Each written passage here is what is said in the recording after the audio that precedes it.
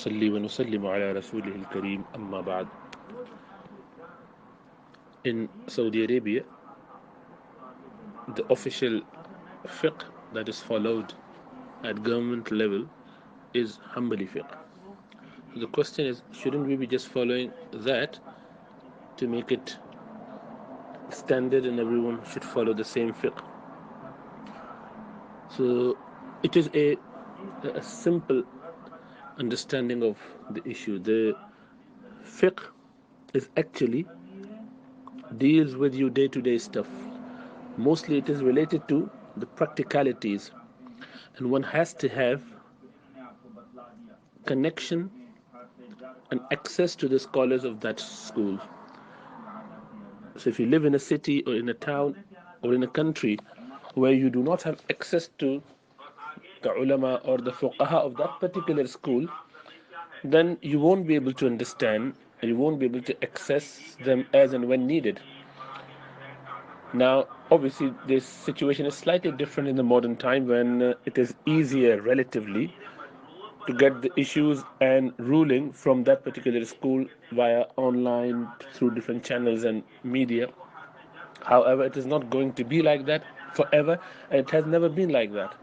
One who lives in India, for example, or in South Africa, they would not have access to the scholars of Saudi Arabia. So the default is you follow the school that is accessible to you. You choose with the consultation of the people around you, your family, your teachers, your mentors, and then you start working towards that. Now, Hanbali fiqh has never been official religion for any other state in the last, say, 1400 years, other than the modern Saudi 150 years or so years' time. So it has been for 500 and 600 years when Usmani Khilafah was established in Turkey and worldwide. So official madhab was Hanafi madhab there, just before 150 years or so ago. Before that, there was some Shawafi. They had their ruling, and they had in Medina. It has been Imam Malik's view for many years. So it is not as simple that we should just follow and stick to that school which is currently available. Hanafi fiqh has been predominant in the whole Muslim world for the last 1400 years since its inception, and the reason being that it was the official madhab for many scholars. So the Abbasiyun and many others, they just opted for it, they adopted it from the time of Sayyidina Imam Abu Hanifa's student, Imam Abu Yusuf. He was the chief justice. And based on that, they have become a bit more politically or you know socially acceptable because they've got more ruling and practical rulings around that. And another advantage of Hanafi fiqh was that it was established by a group of uh, scholars having consultation with Imam Abu Hanifa. So this is not just Imam Abu Hanifa's view, rather the views are based on Imam Abu Hanifa's methodology, but arrived at by a consortium, by a consortium in the sense that there was a about 40 people's council that would work together to come up with the ruling, and that is why about a third of the ruling are different to what Imam Abu Hanifa's ruling is on that particular issue. It will be based on Imam Muhammad, his student, or Imam Abu Yusuf, his another student, or the collective opinion against Imam Abu Hanifa. So a third or more of those rulings in Hanafi schools are actually based on not Imam Abu Hanifa's view, but Imam Abu Hanifa's methodology arrived at by Imam Abu Yusuf or Imam Muhammad, and they have their own ruling. So you would find them written down in the books. So, for one, it is not a following of one person, rather a methodology and a group of scholars working together. A council talk about all that. It's like the concept of multidisciplinary team from early on.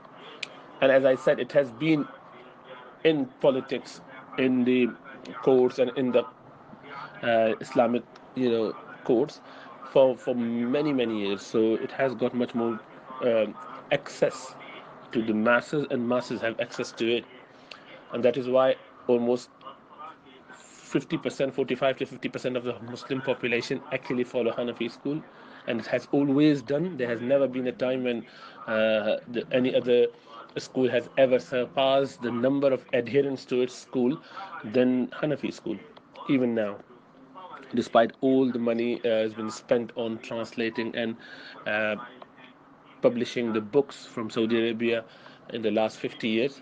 It has never come to the level of the prevalence of Hanafis in the whole world. And this is not because there was any concerted effort done, it is just Allah's design. Allah subhanahu wa ta'ala wanted it to be like that, and there's no pride in it and there's no harm in it. Either way, it is just what Allah wanted it to be.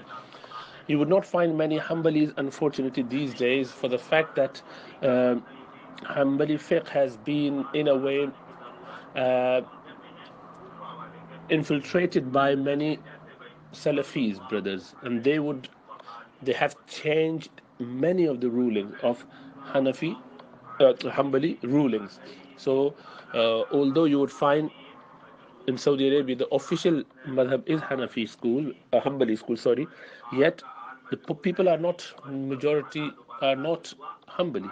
They are more Salafi or غير مقلدين. But they opt it, they take it, and they change it according to their understanding. So that is why you would find many of those imams and scholars. Sheikh Uthaymeen was Hanbali, yet he would have certain views against Hanbali school. Imam Ibn Baz, most of his views would be not in keeping with Hanbali school, but against it. They would have their own ijtihad. So, and even Sheikh Albani, they would have their own views, but they would also be different to Hanbali school and also different among themselves, because this is individual reading of the stuff, Quran and Hadith, and they would try and come up with their own ruling. So there's no unified view as such. So now the Hanbali school, which has been established school for 1400 years, alhamdulillah, 1300 plus years, has not been acted upon by other than a very small minority. So even those who claim to be Hanbalis, they are not Hanbalis in true sense. It means they have got many changes, many differences in their ruling. They wouldn't follow. The schools establish fatwas on many issues. So that is why there's a lot of issues. So it has become a amalgamated religion of or madhab of Hanbali plus Salafi together, and there are many shades of that. So it is not clear and it is not easy to follow just Hanbali school these days, because the many of the opinions in Hanbali schools are multiple. So Imam Ahmad would have multiple opinion on certain issues based on the hadith of Rasulullah sallallahu alaihi wasallam, because this school is actually purely based on hadith. So they would take many hadith. If there are more than one, and then he would take more than one view, and that is perfectly fine. But unfortunately, it has not been practiced. Other than only maybe 5 to 10% or less of the ummah today. So the bottom line is, it has never been like this because people would not have access. There's no need for uniformity. Unity is needed, which is done with the openness of the heart, not having rancor, malice, ill feeling towards someone else and our Muslim brothers from other fiqh and other schools, not censuring them for the matters which are differed upon from the earliest time on. For example, the Rafil al-Yadain, raising your hands for prayer.